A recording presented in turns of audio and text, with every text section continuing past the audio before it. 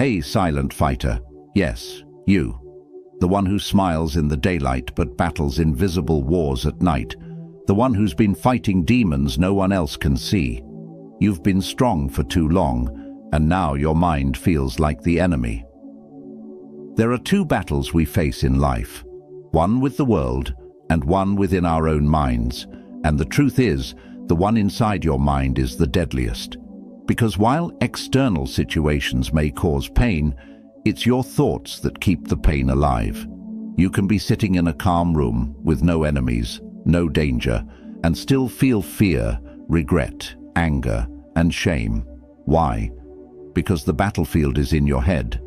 You've probably had days where everything seems okay on the outside, but your mind won't stop attacking you. A single negative thought starts to grow like poison. I'm not good enough. I always mess things up. They don't really like me. These thoughts start small, but if you don't take control, they spiral and take over your identity. That's where Stoicism becomes a weapon. Ancient Stoics like Marcus Aurelius, Epictetus, and Seneca lived in hard times, wars, slavery, exile, betrayal. But they learned something that most modern people never realize. You cannot control the world, but you can always control how you respond to it.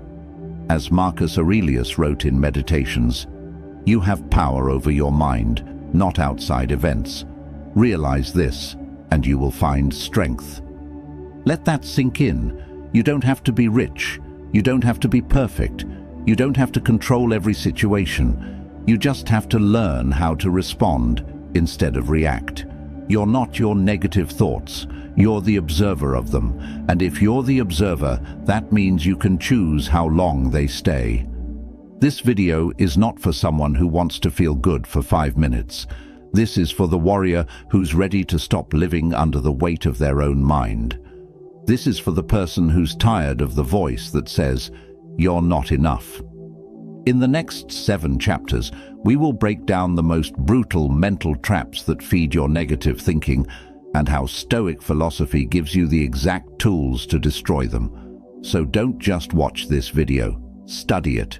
If you want peace, clarity, and inner strength, don't skip any part. Each section builds on the last. Before we begin, I want you to drop this affirmation in the comments. I am stronger than my negative thoughts. Like this video, share it with someone you care about. Subscribe if you're serious about inner growth. And now, let's kill the negative thoughts, one Stoic truth at a time.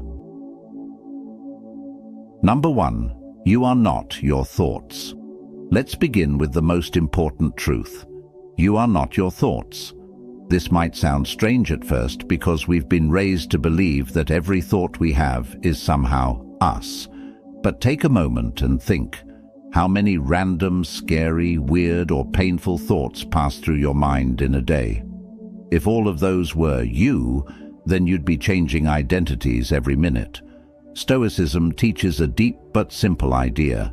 The mind has 2 parts: what happens and how you respond to it. Negative thoughts will come. That's normal. What matters is what you do with them. Epictetus once said, "It isn't events themselves that disturb us, but our opinions about them." This means even if a painful thought enters your mind, "I failed," "I'm ugly," "they left me," that thought only becomes suffering if you believe it. Otherwise, it's just noise. Let's say you see a dark cloud in the sky. You don't run screaming just because it might rain. You look at it, prepare if needed, and move on. That's how you must treat your negative thoughts. Acknowledge, detach, let go. The problem is, most people let a thought become their identity. I thought something anxious, so I must be an anxious person. I had a negative thought about my relationship, so it must be over. Nah, thoughts are not facts. They are suggestions, not commands. Think of your mind like a radio station. Just because a song plays doesn't mean you have to dance to it. Learn to change the station. A great exercise from the Stoics is writing down your disturbing thought. On paper, and questioning it like a judge. Ask, is this 100% true? What's the evidence? What would Marcus Aurelius say about this? Will this matter in 5 years? By the end, you'll often realize that your thought had no real weight. It just felt heavy. Another tool, label your thoughts instead of owning them. Don't say, I'm a failure. Say, I'm having a thought that I failed. That creates space, and in that space you get power. Remember, you are not your thoughts. You are the sky. Thoughts are just clouds.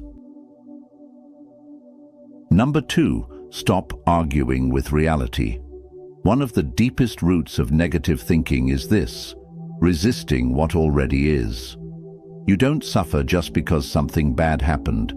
You suffer because your mind keeps saying, this shouldn't have happened. A breakup, a betrayal, a lost opportunity. We tell ourselves it wasn't supposed to go like this, and that resistance becomes mental torture. But the Stoics taught something powerful. Pain is guaranteed, but suffering is optional, and suffering begins when we start arguing with reality. Epictetus put it perfectly. Do not seek to have events happen as you want them to, but instead want them to happen as they do happen, and your life will go well. Now, this doesn't mean you should celebrate pain or pretend things are fine. What it means is, stop wasting energy trying to undo the past or rewrite what's already real. If it happened, it happened. Accept it. Then decide what to do next. Think about this. A person standing in the rain can scream, cry, and curse the sky. Or they can accept that they're wet, grab a coat, and keep moving. Which one do you want to be? Most negative thoughts come from wishing the past was different. Why did they leave me? Why did I say that? If only I had taken that chance. But none of these thoughts change the event. They just keep the pain alive. The Stoics call this the practice of amor fati, love of fate. It means loving what is, even when it hurts. Why? Because the event is not in your control, but your response is. Let's take an example. Say you failed an exam or your business idea crashed. A negative mind will say, I'm worthless, I never succeed. A Stoic mind will say, this is a moment, not a life sentence. What can I learn from it? Don't fight the moment, use it. Here's a tool. Every time your mind starts saying, this shouldn't have happened, catch it. Say out loud, but it did. So now what? That one line flips your power back on because you stop being a victim and start being the author again. And here's the truth you need to remember. Peace doesn't come from having a perfect life. Peace comes from accepting what is and still choosing to move forward. I want you to drop this affirmation in the comments. I accept reality and I grow from it. Number 3, don't trust the first emotion. Most people make a deadly mistake. They treat their first emotion like the truth. But Stoicism teaches you this critical skill. The first feeling is not final wisdom. Anger, fear, jealousy, sadness, these are reactions. And reactions are usually loud, messy, and irrational. If you always obey your first emotion, your life becomes a roller coaster. Think of emotions like waves. The first one crashes hard, but it always passes. If you can wait, reflect, and observe instead of acting, you win. Marcus Aurelius, a Roman emperor under constant pressure, wrote this: the first rule is to keep an untroubled spirit. The second is to look things in the face and know them for what they are. Imagine that. The ruler of the world reminding himself to stay calm and look deeper. Let's say your friend ignores your message. The first thought might be, they don't care about me. But if you wait an hour, maybe you find out they were busy or sick or just forgot. If you acted on the first emotion, you might have ruined a good friendship. Here's the practice. When a negative emotion hit, pause, name it. Delay the reaction. Say, I'm feeling anger, but that doesn't mean I'm right. I'm feeling fear, but that doesn't mean I'm in danger. I'm feeling jealous, but that doesn't mean I'm less. Your emotions are signals, not orders. Another Stoic technique, the view from above. This is when you mentally zoom out. Instead of seeing the problem up close, imagine yourself from far away. Imagine you're looking at your life from space. Suddenly, that embarrassing moment or angry argument seems small. It gives you perspective, and perspective kills unnecessary pain. Also, practice this line, let me wait before I react. That small sentence has saved careers, marriages, friendships, and most importantly, your peace. And remember, you are not weak for feeling emotions. You are wise when you don't let them control you. I want you to drop this affirmation in the comments. I pause. I choose. I don't react blindly. Number 4. The stories you tell yourself are creating your pain. Most of the time, it's not the situation that breaks you. It's the story you tell yourself about it. You get rejected, and the mind says, they never liked me. I'll always be alone. You make a mistake at work, and the mind says, you're a failure. You're not capable. This is the trap.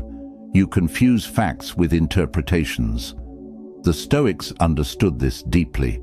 That's why Marcus Aurelius wrote, if you are pained by any external thing, it is not this thing that disturbs you, but your estimate of it, and this you have the power to revoke at any moment.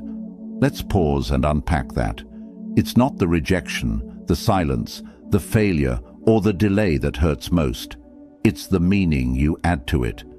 And most of those meanings are false stories built from fear, insecurity, or past trauma. Your boss gives you a short reply.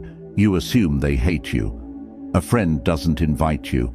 You assume you're not valued. You didn't get the result you wanted. You assume you'll never succeed. But what if none of that is true? One of the most powerful tools to kill negative thinking is to separate the event from the story. Here's how you do it. 1. Write down what happened. Just the raw fact. My message wasn't replied to for 2 days. 2. Now write down the story your mind is telling. They don't care about me. They're avoiding me. 3. Now challenge that story. Oh, do I know this is true?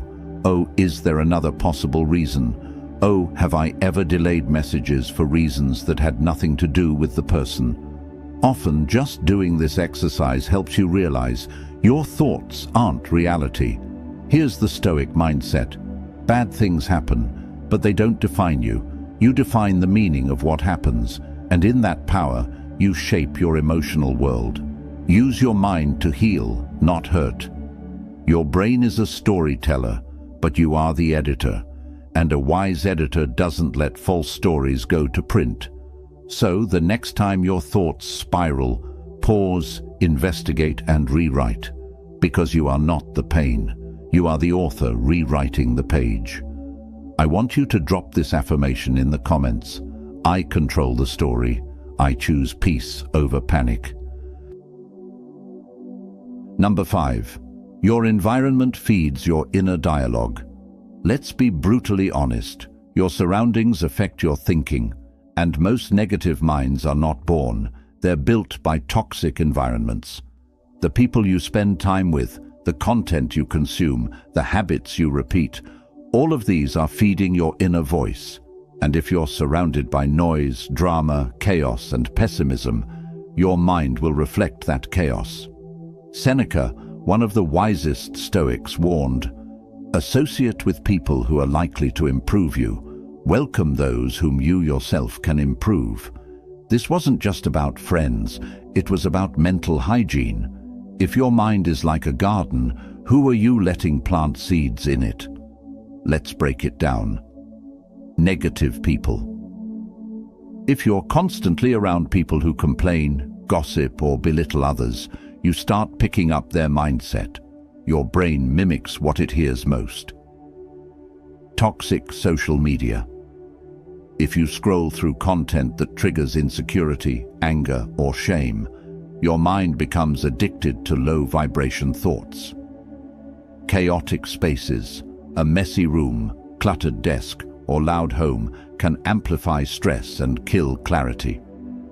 The Stoics lived with simplicity and order because they knew chaos outside leads to chaos inside. Here's a truth that hurts. You can't kill negative thoughts while feeding them every day. So start doing an environment detox. Ask yourself, who makes me feel drained versus who makes me feel calm? What content am I watching? Does it inspire me or make me feel worse? Is my space helping me think clearly, or is it adding to my stress? The Stoics weren't just focused on philosophy, they were focused on structure, simple routines, clean surroundings, meaningful conversations. They knew that external discipline created internal stillness. Try this challenge. Spend 7 days without gossip, drama, or negative scrolling. Clean your room. Unfollow accounts that fuel comparison. Spend time with people who actually want to grow. You'll be shocked how much quieter your mind becomes, not because the thoughts magically disappear, but because you've stopped feeding the storm. Number 6. You're tired, not broken. Sometimes your negative thinking doesn't mean something's wrong with you. It just means you're tired, not just physically, but emotionally, mentally, and even spiritually. And when you're tired, everything feels worse than it actually is. You misread texts, you overthink decisions, you assume people are against you. Your mind becomes a storm not because you're weak, but because you're drained. The Stoics understood this deeply. They didn't just talk about mindset, they talked about preserving your energy. Marcus Aurelius reminded himself, if you are distressed by anything external, the pain is not due to the thing itself, but to your estimate of it, and this you have the power to revoke at any moment. But how do you revoke that pain if you haven't slept, haven't rested, haven't taken time to be still? Too many people try to think their way out of a storm, but what they need is recovery, not more thoughts. Negative thinking gets louder when you're sleep deprived, you haven't eaten well, you haven't exercised in days, you're overexposed to noise, social media, and pressure, you haven't taken time alone. You don't need to fix your mind every time. Sometimes you just need to give your nervous system a break. Stoicism is not about being a robot. It's about being rational and responsible with your energy. Even Epictetus, who taught discipline, reminded students, it is impossible for a man to learn what he thinks he already knows. If your mind is full, tired, and overwhelmed, you won't learn, grow, or think clearly. So, give yourself this gift. Sleep early tonight. Take a 20-minute walk outside without your phone. Say no to one thing that drains you. Write down your worries and then step away from them. You're not broken, you're just overrun. Stop treating exhaustion like weakness. Treat it like a signal. It's time to rest. It's time to refill. Negative thoughts often vanish, not because you beat them, but because you stopped running on empty. I want you to drop this affirmation in the comments. I am not broken, I am just resting. Number 7. Gratitude kills negativity. This one might surprise you. Gratitude is not just positive thinking, it's a weapon, a powerful one that destroys the roots of negative thought. Why? Because gratitude forces you to see what's real, not just what's missing. When your mind is stuck in negativity, it creates a tunnel vision. Nothing is working out. Everyone is better than me. Life is unfair. But the moment you name what's going right, that tunnel starts to crack open. Seneca wrote, "It is not the man who has too little, but the man who craves more, that is poor." Most negative thinking is rooted in lack, a feeling that you are missing something, but gratitude reminds you, You already have so much. And this isn't about ignoring problems, it's about balancing your perspective. In your lowest moments, ask, what am I taking for granted right now? What do I have today that I once wished for? Who do I still have around me? Write it down, one line. That's all it takes to start shifting. Let's say you feel lost in your career. That's real, but maybe, just maybe, you're healthy, safe, fed, and learning. Your relationship is struggling, but maybe you've discovered your own strength, boundaries, and self-worth. Gratitude is not a fake smile. It's not pretending everything is okay. It's looking life in the face and saying, yes, this hurts, but I still choose to see what's here. Here's the deeper truth. Negative thinking grows in the soil of forgetfulness. When you forget your blessings, your wins, your survival stories, you fall into the lie that life is all pain. So, remind yourself, make it a ritual. Every morning or night, write down 3 small things you're grateful for. Here are a few ideas to guide you. A breath, a meal, a memory, a person, a small win. You'll start to notice something. That ache in your chest will loosen. That fog in your head will clear.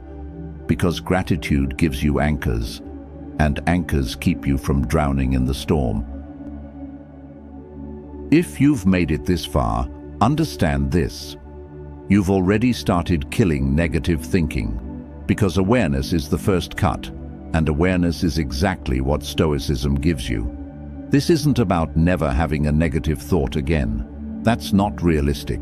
The Stoics never aimed for perfection. They aimed for practice. You've learned that.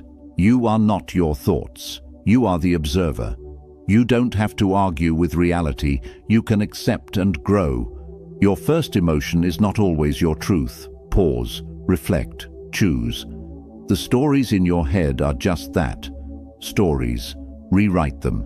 Your environment matters. Clean it up to clean your mind. Tired doesn't mean broken. Sometimes rest is the medicine. And above all, gratitude is your armor against darkness. Marcus Aurelius faced loss, betrayal, and stress few of us could imagine, and still he wrote every day to train his mind toward peace. So, train yours, daily, silently, strongly. You don't have to be loud. You don't need everyone to understand. Just keep showing up for your mind, and your life will begin to transform. And if no one told you today, you're doing better than you think. Not because things are perfect, but because you're aware. And from awareness, everything can change. This is how you kill negative thinking, not with force, but with daily clarity, inner silence, and stoic power. If this video helped you, like it to help more people see it. Comment your favorite point or quote. Share this with someone who needs peace. And subscribe, because we are building a stoic mind together. Final affirmation for the comments. My mind is my strongest weapon.